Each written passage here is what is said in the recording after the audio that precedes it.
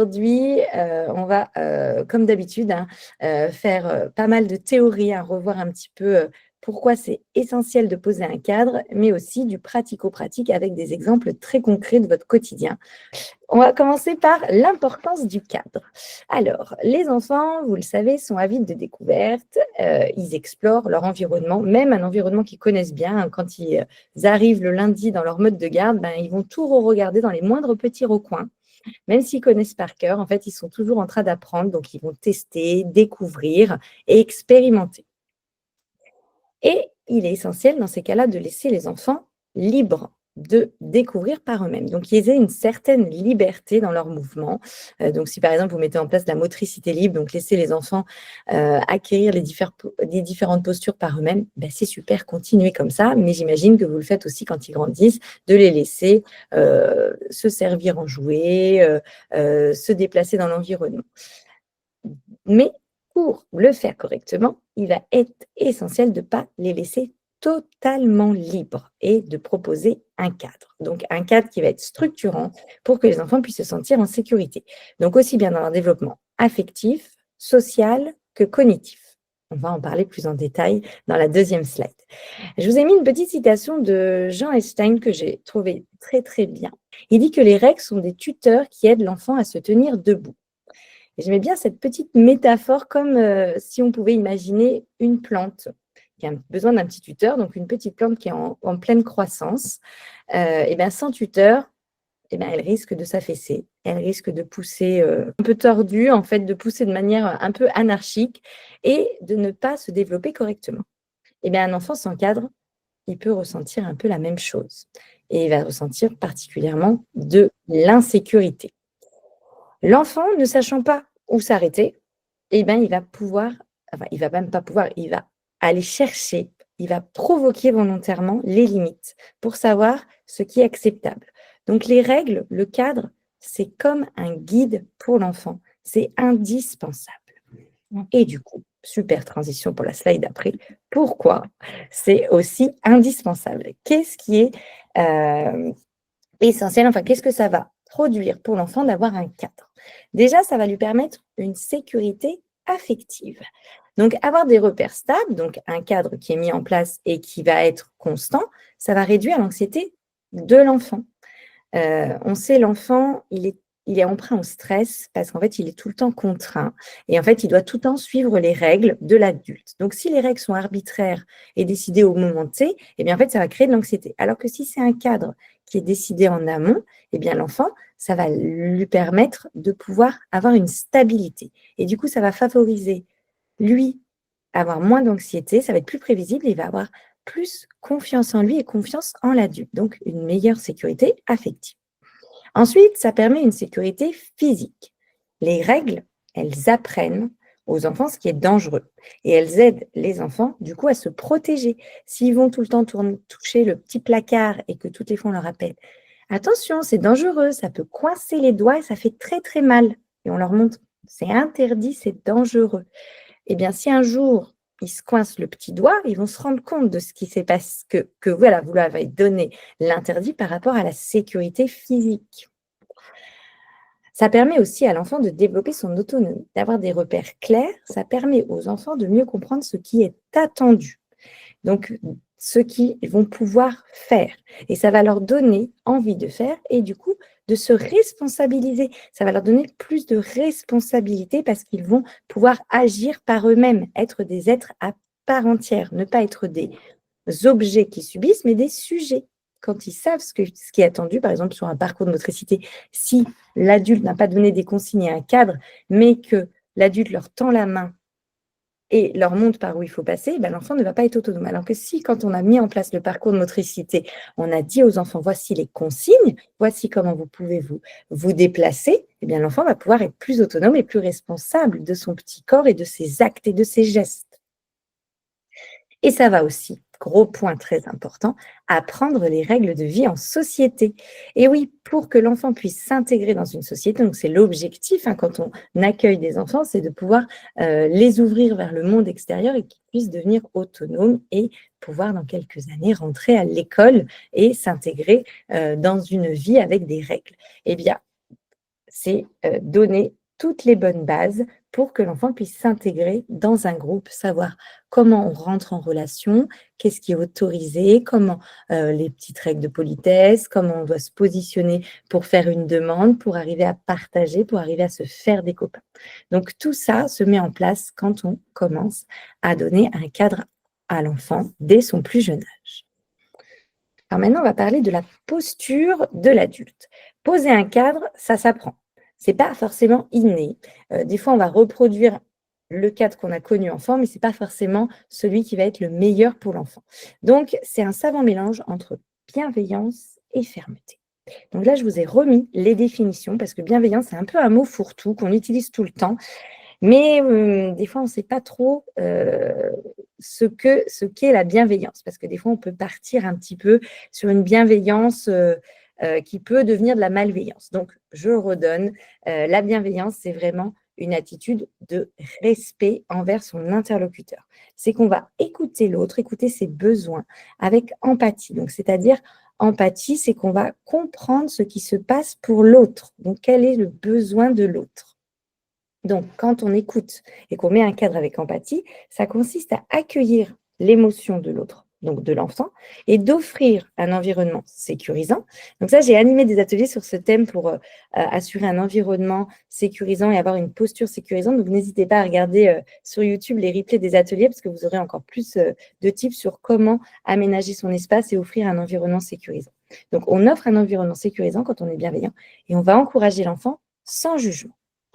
Et la fermeté, c'est l'art de poser des limites. Donc, c'est de rester juste et calme. Donc, l'objectif, c'est d'avoir un mélange des deux. Donc, la fermeté, c'est structurer l'enfant en lui donnant des repères qui vont être indispensables pour apprendre les règles de vie. Je vais vous donner un exemple avec différentes façons de réagir. Donc, si l'enfant arrive dans un espace et qu'on lui dit « fais ce que tu veux », donc là, on est bienveillant, mais on est laxiste. C'est-à-dire qu'on ne va pas avoir ce côté fermeté, on va poser des limites. Par contre, si on dit à l'enfant, tu fais ce que je dis, un point, c'est tout. Là, on est ferme, donc on est autoritaire, mais on n'est pas bienveillant.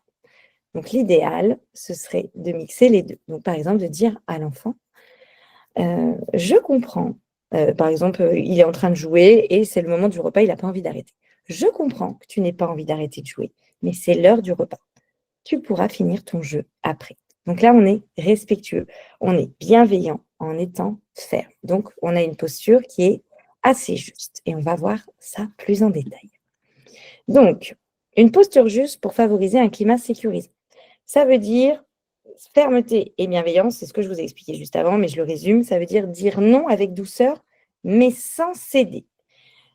On peut garder le non en expliquant la raison. Ça va être toute la différence avec l'autoritarisme. Souvent, on n'explique pas la raison. On dit c'est non, c'est un point, c'est tout. Et même la personne n'a pas forcément réfléchi à pourquoi elle disait non. Quand on est dans la bienveillance, on explique la raison de l'interdit. L'important aussi de la consistance des règles. Donc, c'est-à-dire que les limites, elles doivent être cohérentes et respectées. Donc ça aussi, on va le voir en détail dans des slides d'après. Et elles doivent être adaptées à l'âge et aux capacités de compréhension de l'enfant. Et elles doivent être toujours les mêmes. Elles peuvent évoluer et on peut les adapter. Ça aussi, on va en parler après. Mais tant que l'enfant n'a pas grandi ou n'a pas acquis des nouveaux stades de développement, on va garder les mêmes règles. C'est une structure, une stabilité. Et nous, en tant qu'adultes, on doit être un modèle, car l'enfant, il apprend en imitant. Donc, l'adulte se doit d'avoir une attitude qui va être calme et respectueuse. Et ça, on va le voir maintenant en détail. Donc, l'attitude de l'adulte. L'adulte, il doit être cohérent entre ses paroles et ses actes et ses gestes. Donc, si un adulte demande à un groupe d'enfants de se calmer, eh bien, en fait, s'il le demande en criant, eh bien, l'enfant, il retiendra l'attitude de l'adulte, mais pas la consigne. Donc, un adulte qui dit « calmez-vous, taisez-vous », ça ne fonctionne pas. Un adulte qui, par contre, arrive vers les enfants et dit « chut, doucement, oulala, on ne s'entend plus », eh bien là, l'enfant va observer l'attitude de l'adulte et il va voir qu'il y a une cohérence entre ses paroles et ses gestes. La posture bienveillante et ferme, je vous l'ai déjà dit, mais je le redis parce que c'est vraiment la base de tout, c'est d'exprimer les règles avec clarté, sans agressivité, donc sans être autoritaire, et sans laxisme, pardon. Donc d'avoir une certaine justesse. Troisième chose, pour être un adulte qui modélise, c'est respecter les règles soi-même. L'enfant, il sera plus enclin à suivre une règle si l'adulte la respecte aussi. Moi, c'est ce que j'explique aux parents, par exemple, d'adolescents. Quand un adolescent commence à fumer, mais que le parent fume et qu'il lui dit tu ne dois pas fumer, on est un peu sur une incohérence. Mais c'est pareil pour des jeunes enfants. Quand on leur dit tu n'auras qu'une seule madeleine et qu'en fait, ils nous voient grignoter toute la journée, on n'est pas sur une cohérence. Donc, on commence par respecter les règles soi-même quand on traverse la route avec un enfant. On ne va jamais passer au rouge parce qu'on lui apprend. C'est très, très important de rester vraiment un modèle quand l'enfant est jeune et qu'il est en train d'apprendre toutes ces règles. L'adulte aussi doit avoir une bonne gestion émotionnelle. Donc, montrer à l'enfant comment on gère ses émotions de façon calme. Donc, ça va aider l'enfant à réguler les siennes. Si, par exemple, on est agacé, on a le droit de le dire. Là, je vais m'énerver, je sens que j'ai plus de patience. Je vais d'abord souffler avant de venir auprès de vous. Je respire doucement pour me calmer. On montre à l'enfant que c'est OK d'avoir des émotions et qu'on peut avoir des façons de les gérer plutôt que de s'agiter et de se dépêcher. Moi, ça m'arrivait dans la section, j'arrivais, les enfants étaient très agités, je m'asseyais, je respirais, je me dis, je me calme avant d'intervenir parce que là, il y en a de partout et moi, j'ai besoin d'être tranquille pour voir, observer et savoir ce que je dois faire en premier. Donc, l'enfant, il apprend en modélisant, il voit comment l'adulte, il sait gérer son émotion et son stress. La communication, donc ça aussi, on va en parler beaucoup plus en détail. Donc, l'enfant, il intègre mieux quand on va lui donner des consignes bienveillantes et positives que des interdits. Interdit de crier, ça vaut mieux de dire ici, on parle doucement. Et l'important aussi de valoriser, d'encourager. Les enfants, ils apprennent mieux et ils retiennent mieux dans un climat qui va être sain, calme et bienveillant. Et si aussi leurs efforts sont reconnus. Si on nomme que ce qui n'est pas fait ou qui ne convient pas, eh bien, ça va être plus difficile pour l'enfant d'avoir les bons comportements. Je ne sais pas si vous avez assisté, j'ai animé un atelier la semaine dernière ou la semaine d'avant sur la communication et c'est ne pas se positionner comme un parent normatif. Le parent normatif va chercher l'erreur. Donc, si par exemple, quand on retourne sur le petit parcours de motricité, on va nommer que quand l'enfant fait une erreur, si par exemple il monte du mauvais côté ou qui bouscule un petit peu et qu'on dit attention, tu bouscules, attention, tu fais ça, mais qu'on ne lui dit pas quand il fait bien. Oh, je vois que tu as bien mis tes petits pieds, oh, je vois que tu es descendu doucement, que tu t'es rattrapé avec tes mains. On valorise quand l'enfant a fait des efforts et qu'il a bien écouté le cadre et les règles. Donc voilà pour modéliser l'adulte. Donc déjà, il y a du travail à faire déjà sur soi pour bien poser le cadre. Maintenant, on va voir comment fixer les règles. Donc les règles, je le rappelle, c'est un ensemble de consignes. Pour mettre en place des règles, il faut déjà avoir réfléchi en amont à quelles sont les consignes que je vais attendre des enfants. Donc les consignes, ça va permettre aux enfants de savoir la façon d'agir dans cet environnement précis, dans cette activité, dans ce lieu. Quand par exemple, on fait un jeu de société en famille, eh bien, un nouveau jeu de société, on ne va pas sortir le jeu et jouer parce qu'on a trouvé les pions. Non, on va déjà lire la règle du jeu. La règle du jeu, elle va nous signifier, elle va nous permettre de savoir ce qui est attendu et comment on joue. Et quand on lit la règle du jeu, il n'y a pas marqué les interdits. Ce n'est pas marqué interdit de tricher, interdit d'échanger les pions.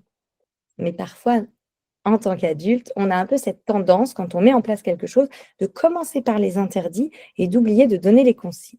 Donc là, on va voir comment on donne des consignes et comment on réfléchit à des consignes. Donc déjà, la première chose quand on donne des consignes à des enfants, c'est qu'elles soient claires. Donc qu'elles soient expliquées simplement. On va utiliser des mots simples. Vous savez que l'enfant, il n'a pas encore le vocabulaire, la notion de temps. Et donc, du coup, il faut éviter tout ce qui va être un petit peu ambivalent. C'est-à-dire qui n'est pas assez compréhensible pour l'enfant. Si, par exemple, pendant le petit temps calme, les enfants sont allongés, eh bien, on attend que les enfants soient allongés, on leur dit « reste allongé pendant le temps calme ». Mais on ne va pas lui dire « reste sage ». Sage, ce n'est pas c'est pas évident pour l'enfant de comprendre qu'est-ce que ça veut dire sage. Est-ce que ça veut dire sans bouger? Est-ce que ça veut dire sans parler? Alors que reste allongé, c'est plutôt clair. Donc quelque chose voilà, de clair. Une idée courte. Donc ça veut dire qu'on synthétise l'idée, on va être factuel, en mode adulte. Si par exemple l'enfant met de la nourriture en dehors de son assiette, on va plutôt lui dire la nourriture reste dans l'assiette, plutôt que quelque chose d'un peu plus complexe de ne mange pas comme un cochon, t'en mets partout, c'est pas possible. L'enfant dans sa tête, il va voir un cochon. Donc il va, vous savez, les enfants ils sont très dans l'imagination, donc il va imaginer le cochon, comment il mange le cochon, est-ce que moi je suis un cochon, quel bruit fait le cochon, et du coup il n'écoute plus la règle. Donc la règle courte, factuelle. La règle, elle est concrète. Donc, ça veut dire qu'on va dire ce qui est attendu précisément. On ne va pas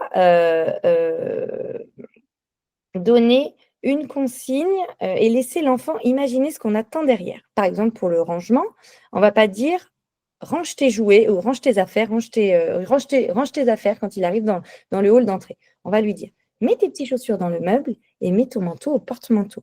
Même si c'est tous les jours, il faut le dire tous les jours pour que l'enfant il l'intègre.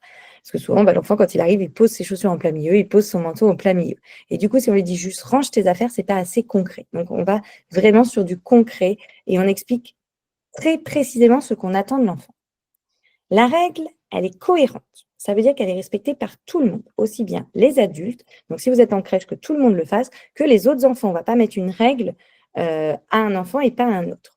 Donc, si par exemple la règle, c'est on ne se lève pas pendant le repas, eh bien, vous non plus, vous ne vous levez pas. Et du coup, si vous devez le faire, vous le dites bien. Oh là là, j'ai oublié la cuillère, je me lève, mais je reviens tout de suite m'asseoir. Et c'est sûr que si vous allez vous lever pour chercher quelque chose dans la cuisine, vous allez en avoir un de la table qui va se lever aussi. Donc, acceptez aussi que vous avez oublié quelque chose, que l'enfant aussi puisse se lever. Donc, de dire, ah oui, toi aussi, tu as fait tomber ta petite fourchette. Bon, souvent, ils le font exprès pour voir si la règle va toujours être la même pour tout le monde. Et vas-y, on se rassoit. Tu vois, moi, je me suis rassise et maintenant, je vais rester tout le repas avec vous. Et on redit bien cette cohérence. Ensuite, elle est conséquente, c'est-à-dire que la règle, il y a une conséquence si on ne la respecte pas. Ça apprend à responsabiliser l'enfant et ça lui permet aussi de faire un choix. Soit il respecte la règle, soit il va assumer la conséquence qui est prévue et qui est dite. On va l'énoncer, la conséquence. Et la conséquence, elle est toujours en lien avec l'action.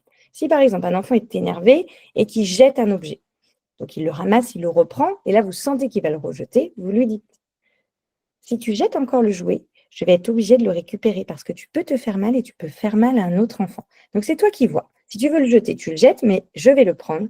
Sinon, tu peux le poser. Et on peut aussi proposer une alternative à ce moment-là. Si tu as besoin d'exprimer ta colère, tu peux crier, tu peux taper des pieds, tu peux taper sur un coussin. Mais en fait, il y aura une conséquence à ton geste. Et la règle, elle est constante. C'est-à-dire que c'est toujours la même, peu importe votre humeur. Et ça, pour moi, c'est la chose la plus importante, c'est de rester dans une cohérence. Ça, c'est le plus difficile parce que souvent, en fonction de notre humeur, des fois, on va avoir une tendance à être un petit peu plus laxiste, un peu plus autoritaire. Et du coup, pour rester vraiment l'adulte qui modélise le cadre à l'enfant, c'est vraiment cette constance. Donc, si, par exemple, il y a des exceptions, c'est OK, mais on le nomme.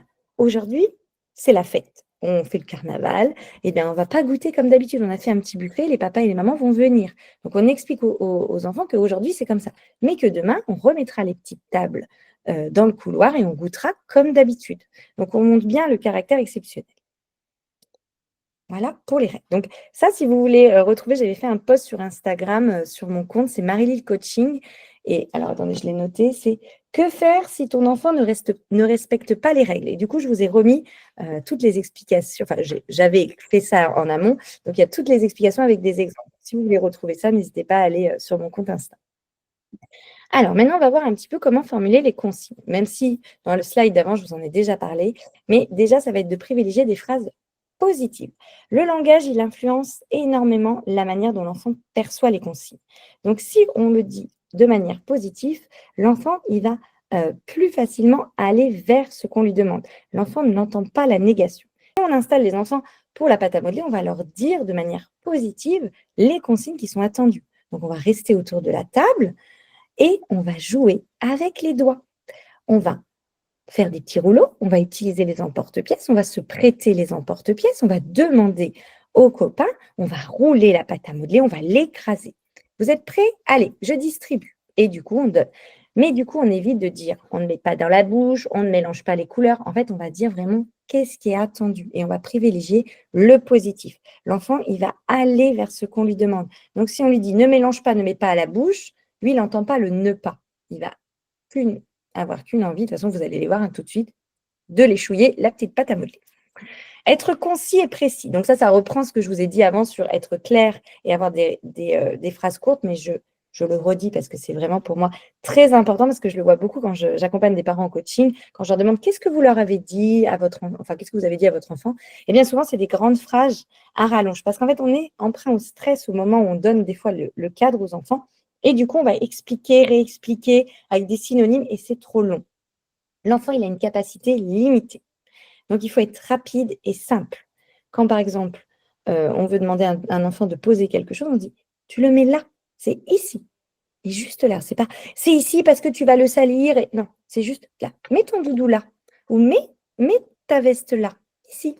Voilà, merci, à côté de moi, là et c'est tout et on fait pas des grandes phrases pour expliquer que: «Ah bah là, si tu mets ta veste là-bas ou tes chaussettes là-bas, on va les oublier parce que tu te rappelles pas, la dernière fois, on a oublié». Non, à 2 ans, il se rappelle pas et en fait, il est dans le jeu, il va oublier que enfin, il va même pas vous écouter. Donc on est concis et précis pour que l'enfant, il puisse se concentrer sur la demande, qu'on lui fait.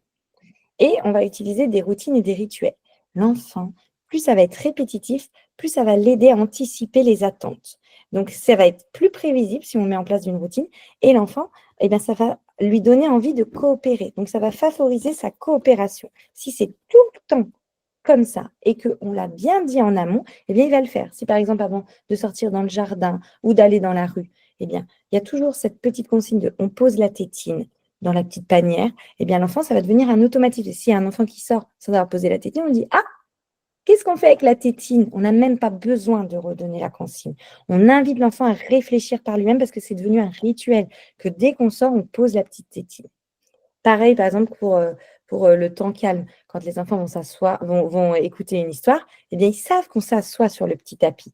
Donc on le redit, on le répète et c'est tous les jours de la même manière. Donc ça, vraiment, ça permet à l'enfant de savoir ce qui est attendu. Et maintenant, on va parler un peu plus des, frustrations, des techniques pour accompagner les enfants avec empathie. Donc l'enfant, souvent, il peut se mettre à tester le cadre. C'est une phase qui est complètement normale. C'est justement pour voir si le cadre, il est clair, il est cohérent, il est constant, il est conséquent, il est, bon, je ne sais plus tous les «c'est», mais oui, c'est est-ce que c'est vraiment tout le temps la même chose et est-ce que l'adulte répète aussi? En fait, ce qu'il veut tester, c'est si ça va être sécuritaire pour lui. Ou s'il y a une petite insécurité, est-ce que ça va être toujours la même réaction de l'adulte? Il a besoin de cette constance, ça le sécurise. Donc l'enfant, il teste pas vraiment l'adulte, mais il teste la réaction face au cadre. Et ça vraiment, c'est important que ça sorte un petit peu des idées reçues parce qu'on dit toujours: «Il me teste», mais c'est pas vous qui teste. Il teste si le cadre, c'est le même parce qu'il a besoin de sécurité. Et c'est pareil quand on fait un jeu de société ou quand, enfin, dès qu'on est quelque part avec une nouvelle personne et qui nous donne un cadre, eh bien, ça va nous arriver de tester. Si je fais ça, est-ce que la personne me laisse faire ou pas? Eh bien, c'est pour voir si le cadre qu'on nous avait présenté au début, eh bien, il est toujours le même. C'est pour voir si on a si on c'est pour notre sécurité, en fait, qu'on le teste. Même si on n'a peut-être pas conscience que c'est pour notre sécurité, c'est vraiment pour ça.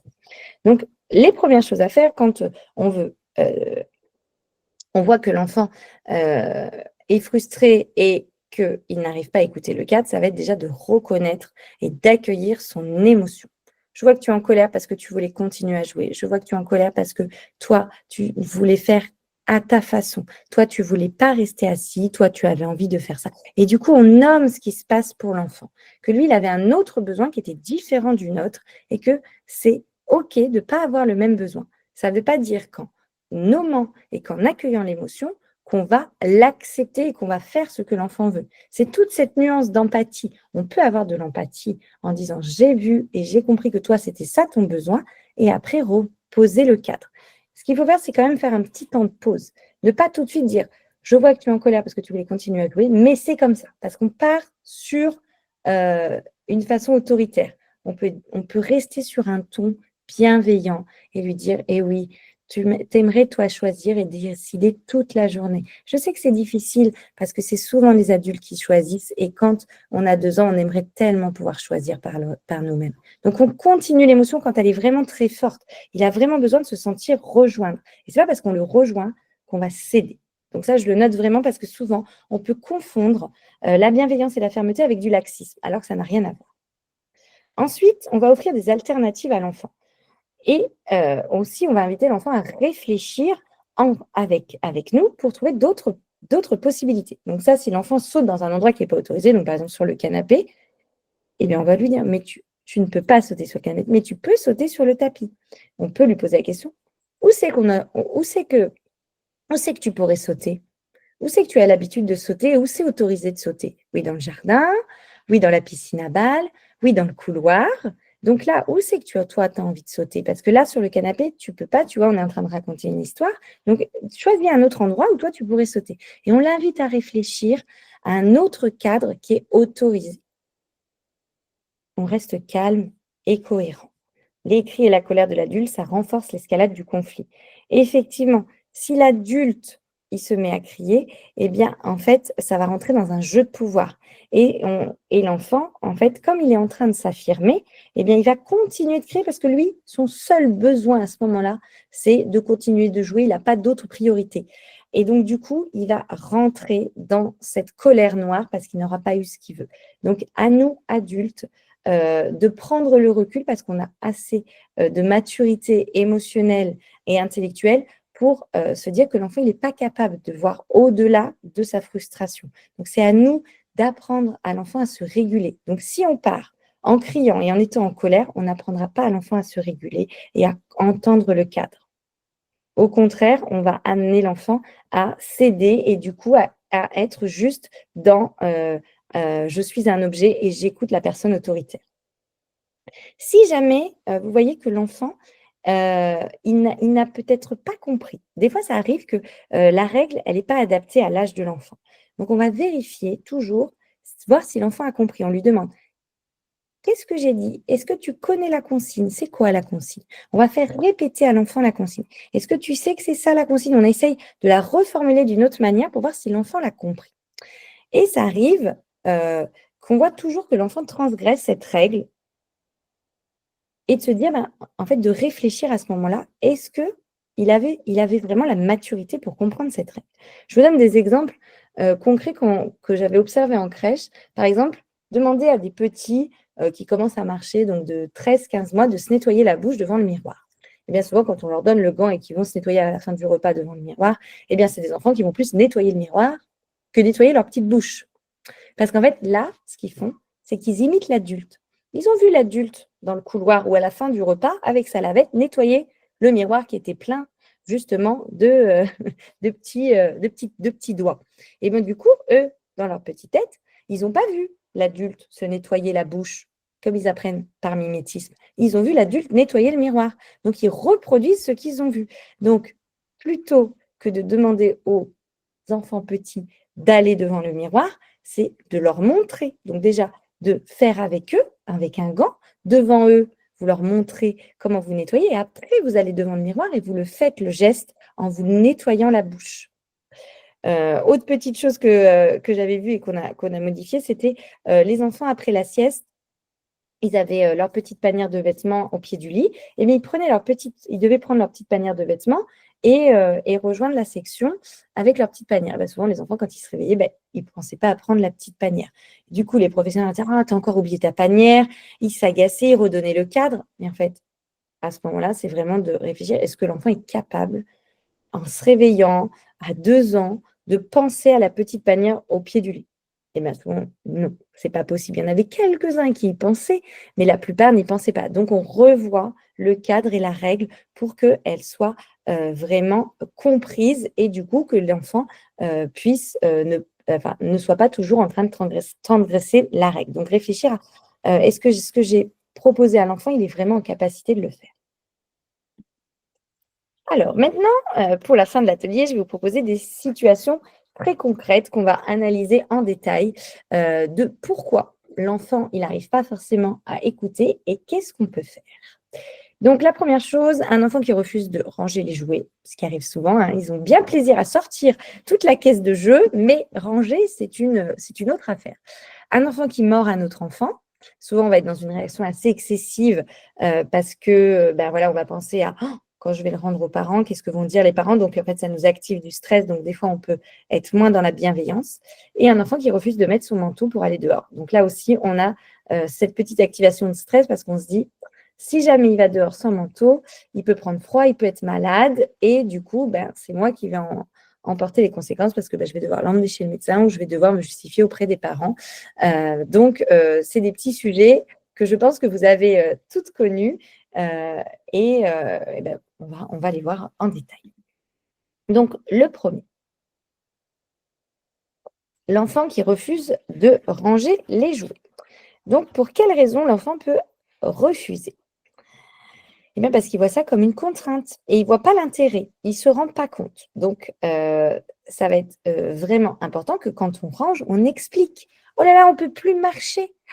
Oh là là, je me suis fait mal. Oh, regarde, il a trébuché sur le jeu. On explique le pourquoi. Et on le fait à chaque fois, évidemment. Ce n'est pas parce qu'on l'a expliqué une première fois que l'enfant l'a intégré. Il est possible qu'il n'ait pas encore intégré ce rituel et qu'il préfère prolonger le jeu. Il n'a pas compris qu'en fait, on rangeait parce qu'on allait passer à autre chose. C'est souvent que l'enfant, il est dans le moment T. Nous, l'adulte, on est dans l'anticipation et on sait ce qui va se passer après. L'enfant, il est dans le moment T du jeu. Donc, s'il n'a pas intégré le rituel et qu'on ne lui a pas dit et on ne l'a pas explicité et qu'on ne lui a pas montré, en fait, il va continuer son jeu. Ou c'est qu'il peut être submergé parce qu'en fait, il ne sait pas par où commencer. Il y a trop de choses à ranger, il y en a de partout dans toute la pièce, donc c'est trop compliqué pour lui. Donc voilà des raisons qui font. Donc c'est souvent, c'est même essentiel quand un enfant transgresse, ne fait pas, c'est d'aller chercher pourquoi. Et en fait, il y a souvent beaucoup d'hypothèses possibles. Donc, qu'est-ce qu'on peut faire à ce moment-là? Donc, un petit signal clair. Donc, instaurer une petite chanson, un petit rituel de rangement pour signaler aux enfants, au groupe, que ça va être un moment de transition et qu'on va ranger. Alors, n'hésitez pas dans le chat si vous avez des petites chansons sur le rangement. Nous, on en avait une à la crèche. C'était à la crèche comme à la maison. Copains, copines, nous rangeons. Quand les jeux sont terminés, tous ensemble, il faut ranger. Et en fait, pendant qu'on chantait la chanson, on rangeait et on recommençait à la crèche comme à la maison. Et tous les enfants commençaient à chanter cette chanson. J'avais aussi une petite chanson qui n'était pas une chanson de rangement, mais c'était avec une musicienne. C'était une chanson avec un petit bonhomme avec des pommes. Bon, je n'ai plus la chanson en tête, mais dès qu'elle chantait cette chanson, on rangeait les instruments. Donc, en fait, c'était devenu un automatisme, comme on l'avait tous les mardis. Et bien, toutes les fois qu'il fallait ranger les instruments pour sortir d'autres instruments, elle se mettait à fredonner la chanson et des fois, elle fredonnait juste la chanson sans les paroles. Donc, en fait, ça permet à l'enfant d'anticiper et aussi de le faire de manière un peu joyeuse parce que quand on chante, souvent on est un peu joyeux et c'est mieux plutôt que de le faire de manière très mécanique, même si des fois, voilà, c'est pas forcément évident d'avoir de l'entrain, donc on peut des fois être de manière mécanique, mais c'est bien quand on commence à le faire avec les enfants, c'est d'avoir de l'entrain pour que les enfants aient envie de nous suivre. On peut lui donner aussi des missions précises dans le rangement. Plutôt que de dire range le jouet ou range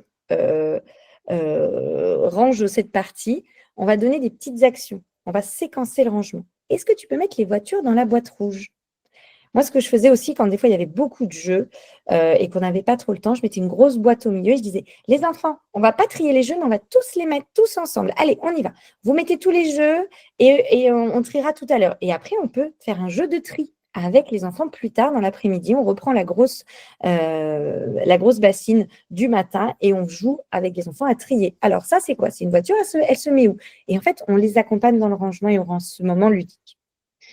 On encourage, on fait du renforcement positif pour donner envie à l'enfant de recommencer. Il va être fier de lui, il va se sentir valorisé. Bravo, tu as bien rangé les cubes. Et il ne reste plus que les peluches. Allez, on continue? Ouais, et on verra qui a fini de ranger les peluches. Donc, on part aussi sur des petits jeux qui va ranger le plus vite entre toi et moi. Donc, on va faire des petits concours de rapidité, on va mettre du plaisir, on va mettre du rire. Et en fait, c'est pas parce que le jeu est terminé qu'on arrête de jouer. On peut ranger en jouant. L'enfant, il apprendra mieux par le jeu. Donc voilà déjà pour ce premier exemple. Ensuite, par rapport à la morsure. Donc la morsure, là je vous ai mis 2 petits qui sont en train de jouer. Ça arrive régulièrement quand les enfants, ils n'ont pas encore la capacité d'exprimer avec des mots. Donc, ils ont du mal à dire au moment T, quand quelqu'un les enquiquine ou les embête ou rentre dans leur espace, ils ont du mal à le verbaliser. Même s'il y en a qui ont du vocabulaire, ça va être plus facile de l'exprimer avec des gestes. Même nous, hein, ça peut nous arriver quand on est énervé, on va plus facilement arriver et attraper quelque chose, par exemple pour ranger, plutôt que de le verbaliser. En fait, ça va être une impulsion du corps. Mordre, c'est une façon aussi d'exprimer la frustration. En fait, on peut avoir une tension dans les mâchoires hein, quand on est en colère ou dans les mains. Il y a beaucoup d'enfants qui ne vont pas forcément mordre, mais qui vont agripper. C'est la façon d'exprimer la colère. Donc, c'est que l'enfant, il n'est pas encore en capacité de faire sortir l'émotion de manière saine. Même des adultes ne sont pas encore en capacité. Donc, vous imaginez bien qu'un enfant de moins de 6 ans, ça va être difficile pour lui d'exprimer sa colère de manière saine. Donc, ça, c'est quelque chose qu'on apprend grâce à la gestion émotionnelle et la modélisation avec l'adulte. Et les enfants, ils doivent apprendre progressivement, évidemment. Bon, donc ça rejoint ce que je vous dis. Donc, qu'est-ce qu'on fait quand un enfant mord un autre enfant et qu'on avait déjà énoncé la règle? Parce que j'imagine bien que c'est une règle que vous donnez souvent aux enfants. C'est déjà d'arrêter immédiatement l'action de l'enfant et de mettre un stop.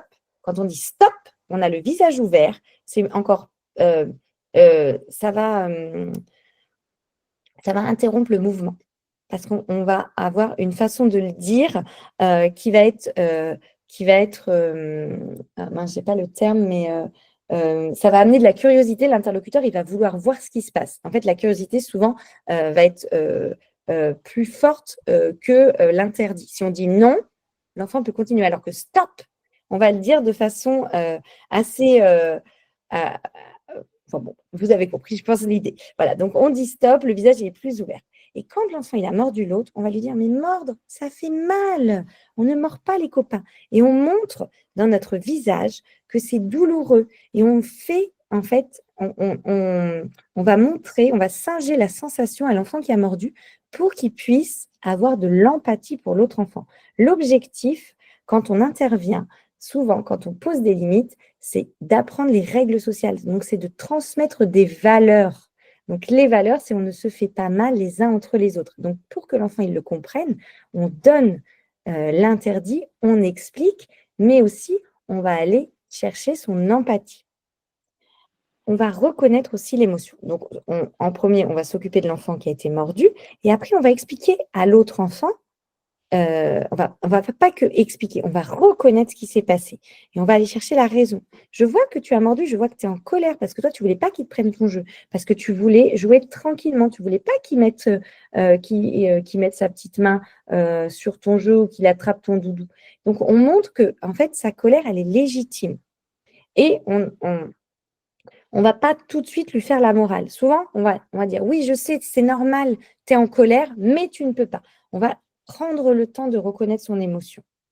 Vraiment, c'est très important de montrer que c'est OK qu'il ait réagi avec colère. Ce qui n'est pas OK, c'est la manière dont il a réagi. Donc, on lui dit, je comprends que tu sois fâché, c'est normal d'être fâché. Toi, tu avais envie de jouer, de continuer tes constructions. Et là, on va proposer une alternative et on va lui dire comment tu pourrais le faire autrement. Quand tu es fâché, qu'est-ce que tu pourrais dire? Parce que là, tu as vu que ça lui a fait mal et ça, c'est interdit. Et ce sera toujours interdit. Ce n'est pas possible. Et on a un ton qui est fermé quand même. On n'est pas non plus avec un sourire. On montre bien que on ne peut pas faire ça. Donc, on peut lui dire que tu as le droit de crier, tu as le droit de dire non. Tu as le droit de mettre tes mains pour protéger ton espace et tu as le droit de m'appeler. Tu peux crier mon prénom pour que moi, je vienne t'aider à ce moment-là quand tu n'y arrives pas. Donc voilà, on essaye vraiment de montrer à l'enfant qu'il peut trouver une alternative. Et on encourage le comportement positif quand il a réussi à ne pas mordre. C'est bien.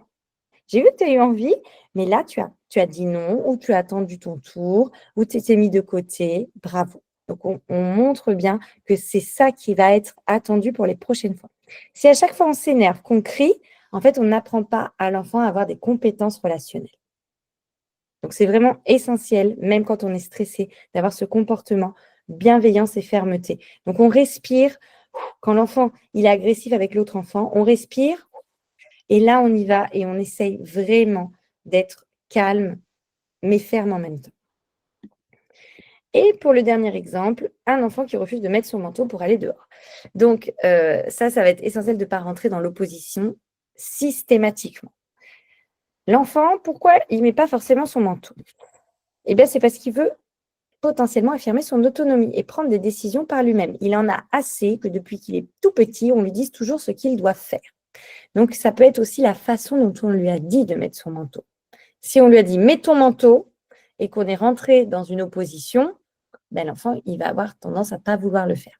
Le mieux, quand même, quand un enfant va mettre son manteau, ça va être de lui donner une consigne avant de sortir.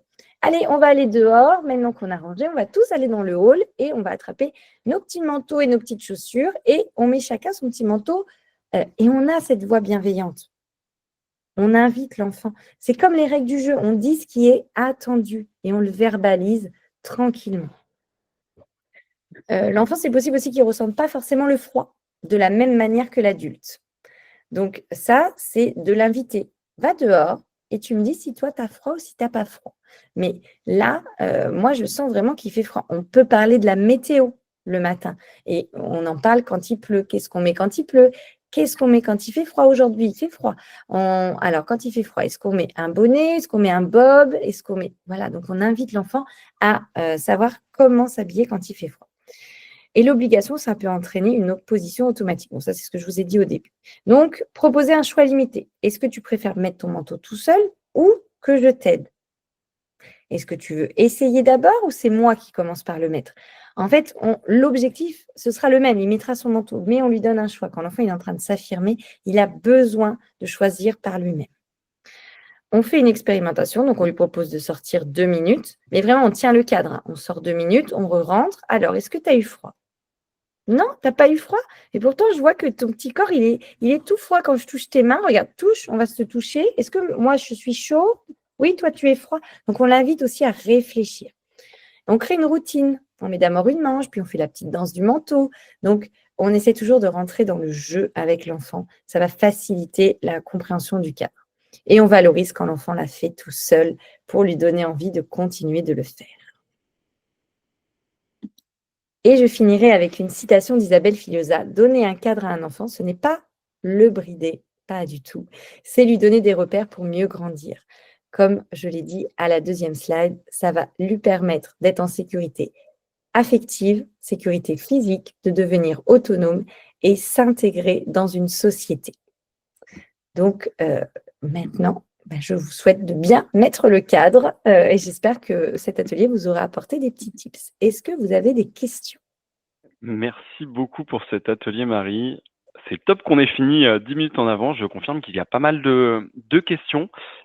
On va les prendre dans l'ordre. Séverine, j'imagine que vous avez une question aussi. Pareil, vous pourrez intervenir en direct. On va juste prendre les questions dans l'ordre, si c'est bon pour vous. On en a eu pas mal pendant l'atelier. Sujet qui intéresse et qui va apporter de la valeur, je pense. Je m'en suis doutée, c'est pour ça que j'ai fini un petit peu plus tôt. Je me suis dit, il y aura plein de questions. J'ai résisté à t'interrompre cette fois-ci. Allez, c'est parti. Première question d'Alexia. Comment faire quand un enfant ne veut pas écouter et que l'on doit répéter plusieurs fois la même consigne? En fait, on ne va pas répéter plus de 2 fois. L'enfant, il est beaucoup dans l'action et il va être beaucoup dans le corps. Du coup, s'il n'a pas écouté au bout de 2 fois, c'est qu'il n'est pas attentif. Donc, en fait, moi, j'invite toujours les professionnels à se déplacer corporellement et de se mettre à hauteur d'enfant et de venir vers l'enfant et de l'amener à aller vers la consigne. Donc, de le faire de manière bienveillante, mais de ne pas répéter plus de 2 fois. Si on a répété 2 fois, c'est déjà une fois où on perd de l'énergie, on commence, nous, à plus avoir la même posture parce qu'en fait, on va commencer à s'agacer.